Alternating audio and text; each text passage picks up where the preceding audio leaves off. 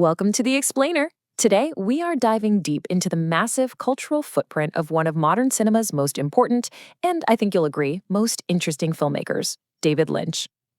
So, you've probably heard the word Lynchian thrown around, right? It's used to describe a strange movie or maybe a bizarre TV show. But what does it actually mean? It's a term that's gotten so common, it's now an officially recognized adjective. So the Oxford English Dictionary gives us a pretty solid definition to start with. This strange collision of the totally normal and the absolutely nightmarish. But really, to understand the feeling of Lynchian, we need to take a look at the architect himself. David Lynch, he didn't just direct movies, he built entire worlds. He constructed these realities by taking things we all recognize and then just twisting them. Just enough to make them feel deeply, deeply unsettling.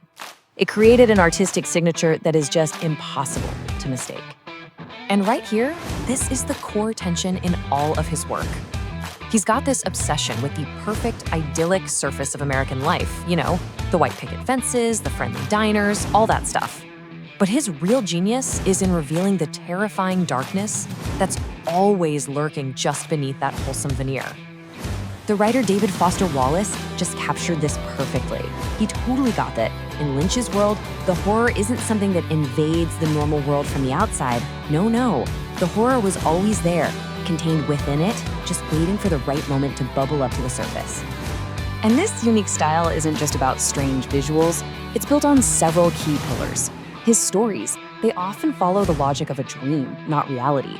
He's obsessed with dual identities and these big mysteries. But his use of sound, that's where he was a true revolutionary. For his very first film, Eraserhead, he and his sound designer spent over a year just crafting this industrial soundscape that's as important as any character in the film. This quote, it just brilliantly illustrates his unique achievement.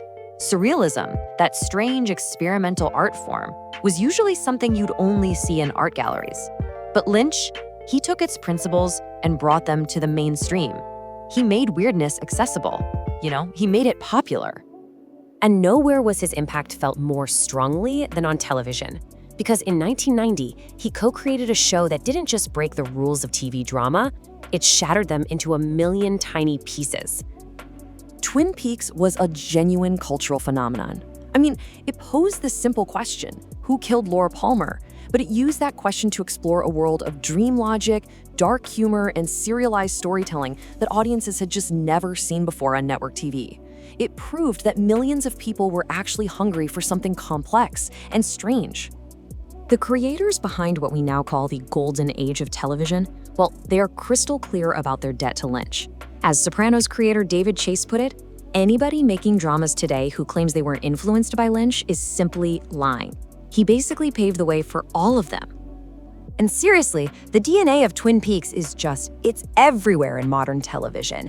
From the mystery box of Lost and the surreal comedy of Atlanta to the quirky crime drama of Fargo, you can see its influence threaded through the very fabric of TV today. But his influence didn't just stop at the TV screen, not even close. It created these echoes, these ripples, that you can hear and see across the entire cultural landscape. Far, far beyond film and television. Think about music. His collaboration with the composer Angelo Badalamenti on Twin Peaks, that whole mood they created basically gave birth to the genre of dream pop. And that industrial soundscape from Eraserhead, it had a huge impact on artists like Trent Reznor of Nine Inch Nails. This whole aesthetic also translated perfectly to video games. His focus on psychological dread, small-town mystery, and that surreal atmosphere has been a direct inspiration for some of the most acclaimed titles ever made. From the fog-drenched streets of Silent Hill, all the way to the dreamlike quest of Link's Awakening. Okay, so just when you think you've got his style totally figured out, Lynch goes and does the most unexpected, most Lynchian thing possible. He reveals this incredible heart beating beneath all the darkness by making a G-rated Disney movie. His 1999 film, The Straight Story, seems, at least on the surface, to be the complete opposite of his usual style. There's no surrealism, no mystery, no violence. It's just a simple, linear, and deeply moving true story about an elderly man driving a lawnmower across 2 states to see his sick brother. This film proves that Lynch's artistic vision wasn't just about the sinister underbelly of America. It was also about a deep, deep empathy for its soul, for the decency, the sincerity, and the quiet dignity he saw in its people. It's the essential mundane part that makes his sinister side so effective. So, what's the final takeaway here?